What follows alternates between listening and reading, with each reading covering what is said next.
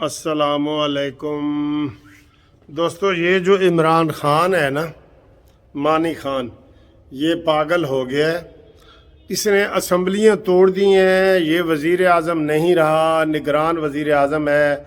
और ये आज फिर टेलीफोन खिताब के लिए टीवी पे आया बैठा है, झूठों का बादशाह। तो ये चाह रहा है कि मैं एक एक दिन अपनी इलेक्शन कैंपेन करूं। आज भी अभी ये कह रहा है कि सिंध में भी मैं जीतूंगा, ये वो। इसको कोई समझाने वाला नहीं है कि भाई ये तुम नहीं ऐसे कर सकते। इसकी अपनी तो अखलाकियात नहीं है। इसको घसीट के निकालना पड़ेगा। भाई तूने असम्बलियाँ तोड़ दी हैं, अखलाकी तौर पे तू चुप हो जा, लेकिन अखलाकियात इसके अंदर नहीं है।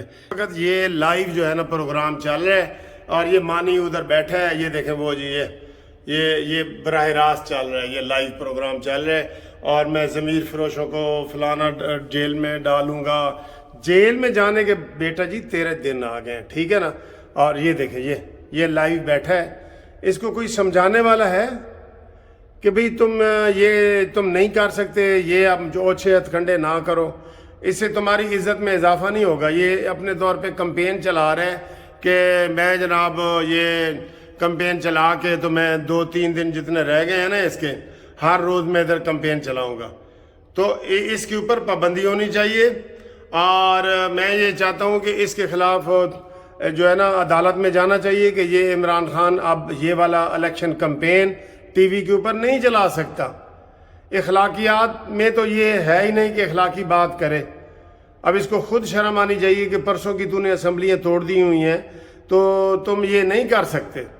आज फिर आया बैठा है, बेशरम कहीं का। बना रहे थे और जब 3.5 साल के बाद अवाम ने तुमसे सवाल करने शुरू किए कि 1 करोड़ नौकरी, 50 लाख घर और IMF के हवाले मुल्क की माशी सलामती को क्यों किया, तो तुम कहोगे कि मैं अमर बिल मारूफ का नारा लेकर आया हूँ मुल्क में, और तुम कहोगे कि मैं हक और सच की बात कर रहा हूँ, तो अवाम मान जाएगी। जब वो नारा पिट गया और जब तुम्हें ये नजर आ गया कि तुम्हारा इक़्तिदार खत्म होने लगा है और अपोजिशन अल्लाह ताला के फज़्ल करम से कामयाब हुई तुम्हें तुम्हारी अक्सरियत खत्म करने के ऊपर, जब तुम्हें ये खतरा और ये तलवार तुम्हारे सर पर लटकने लग गई, तो तुमने कहा तुम्हारे खिलाफ बैरूने मुल्क साजिश हो रही है। तुमने अवाम को पागल समझ रखा है कि तुम जो कहोगे वो अवाम मानती जाएगी। 7 मार्च को तुम्हारे मुताबिक, इमरान खान साहब के मुताबिक, उनको पता चला कि आलमी दुनिया ने, एक बैरूने मुल्क ने हमारे ही सफीर को बुलाकर ये कहा कि हम तुम्हारे खिलाफ साजिश कर रहे हैं, और ये कहा कि इमरान खान के हुकूमत के खिलाफ साजिश हो रही है और अपोजिशन इसमें शामिल है। जो साजिश करते हैं वो बुलाकर बताते हैं कि साजिश हो रही।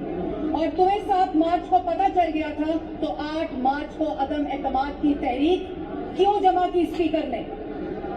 8 मार्च को नेशनल सिक्योरिटी काउंसिल की मीटिंग क्यों नहीं बुलाई गई? 8 मार्च को वो खत जो है ही नहीं, वो खत जो जाली है, वो खत अवाम के सामने क्यों नहीं पेश किया गया? वो खत पार्लियामान के सामने क्यों नहीं पेश किया गया? 8 मार्च को स्पीकर ने जब एकदम एतमाद की तहरीक जमा कराई, तो तुमने कहा मेरा बड़ा फायदा हो गया है और ऑपोजिशन को शिकस्त होगी।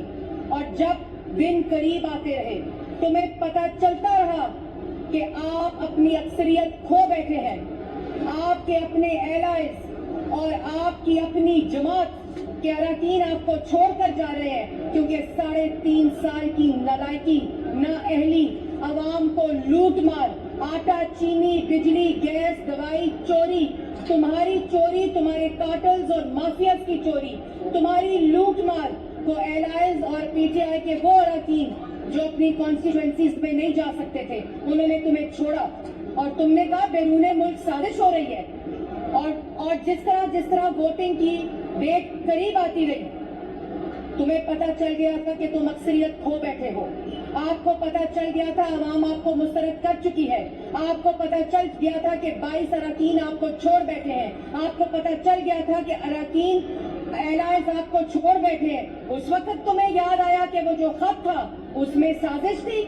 और फिर कल جب وزیر کھڑے ہو کر وزیر نے کہا، قانون کے وزیر نے، فواد چودھری نے کھڑے ہو کر کہا کہ جو بیرون ملک سازش تھی اس کو نیشنل سیکیورٹی کاؤنسل نے انڈورس کیا ہے، تو میں یہ مطالبہ کرتی ہوں کہ نیشنل سیکیورٹی کاؤنسل کے منٹس آف دا میٹنگ کو پبلک کیا جائے، یہ بتایا جائے کہ کیا نیشنل سیکیورٹی کاؤنسل اس بات کو انڈورس کرتی ہے کہ 197 ممبرز آف دا پارلیمنٹ جو عوام کے ریپرزینٹیٹیوز ہیں، کیا وہ اس بیرون ملک سازش میں ملوث ہیں؟ کیا وہ غدار ہیں؟ جو عمران خان صاحب اپنی تقاریر میں آج بھی کہہ رہے ہیں کہ نیشنل سیکیورٹی کاؤنسل نے اور اس کی میٹنگ نے یہ انڈورس کیا ہے کہ یہ 197 ممبران نے حکومت کے خلاف سازش کی ہے۔